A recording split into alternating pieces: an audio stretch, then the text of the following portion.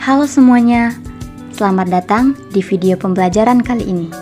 Di sini, saya Dia Safira dari kelas 1B akan membahas pendidikan di Indonesia berdasarkan Undang-Undang Nomor 20 Tahun 2003 tentang Sistem Pendidikan Nasional dengan menyoroti visi, misi, fungsi, tujuan, dan prinsip penyelenggaraan pendidikan nasional serta bagaimana penerapannya di Indonesia saat ini.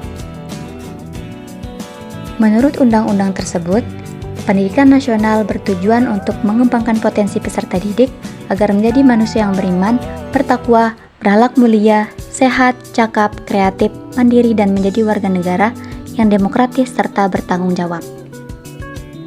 Fungsinya yaitu untuk mengembangkan kemampuan dan membentuk watak serta peradaban yang bermartabat dalam rangka mencerdaskan kehidupan bangsa. Tapi, pendidikan itu bukan cuma soal nilai ataupun teori.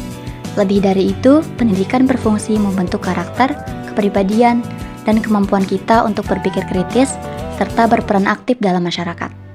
Jadi, pendidikan bukan hanya tempat kita belajar, tetapi juga tempat kita tumbuh dan belajar memahami kehidupan. Kita berlanjut pada visi misi pendidikan nasional. Visi pendidikan nasional adalah mewujudkan Indonesia maju yang berdaulat, mandiri, dan berkepribadian melalui terciptanya pelajar Pancasila yang beriman, bertakwa kepada Tuhan Yang Maha Esa, berakhlak mulia, mandiri, bernalar kritis, gotong royong, dan berkebinekaan global. Sementara itu, misinya antara lain: pertama, mewujudkan pendidikan yang relevan, berkualitas tinggi, dan berkelanjutan. Kedua, melestarikan dan memajukan kebudayaan nasional.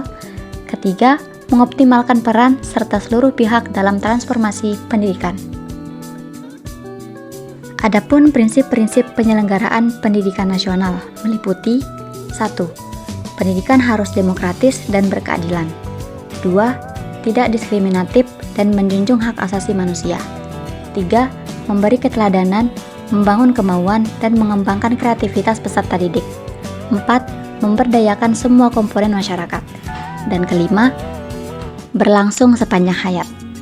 Artinya, belajar gak berhenti di sekolah saja, tetapi sepanjang hidup kita. Nah, teman-teman, jadi apakah pendidikan di Indonesia sudah sesuai dengan prinsip-prinsip tersebut? Kalau kita lihat secara kritis, pendidikan di Indonesia sebagian besar sudah berjalan sesuai dengan visi dan prinsip tersebut, tapi masih ada banyak hal yang perlu ditingkatkan.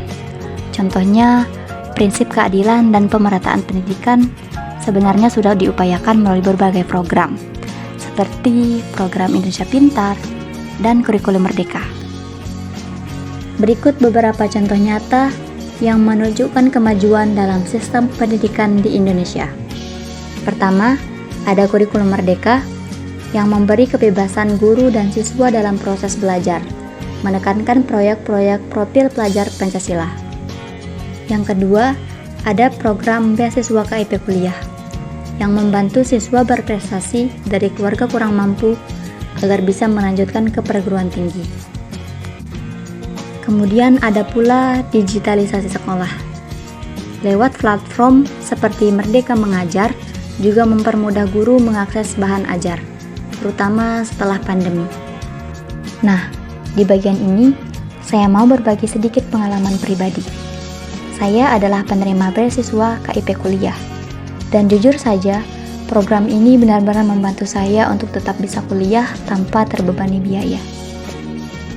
Sebagai penerima KIP kuliah, saya merasa punya tanggung jawab untuk membuktikan kalau bantuan yang saya dapatkan ini tidak akan sia-sia. Saya ingin terus belajar, berprestasi, dan nantinya bisa berkontribusi untuk masyarakat. Karena menurut saya sukses itu bukan cuma untuk diri sendiri, tetapi juga untuk membantu orang lain agar mereka juga mempunyai kesempatan yang sama seperti saya. Jadi buat teman-teman yang mungkin lagi ragu atau takut gagal, jangan pernah menyerah. Selalu ada jalan kalau kita mau berusaha. Karena pendidikan itu bukan soal siapa yang paling kaya, tapi siapa yang paling gigih memperjuangkannya. Nah, teman-teman, tibalah kita pada penghujung pembahasan. Baik, saya akan menyampaikan kesimpulannya. Jadi, kesimpulannya yaitu pendidikan di Indonesia sudah bergerak ke arah yang benar, tapi belum sepenuhnya sesuai dengan visi dan prinsip pendidikan nasional.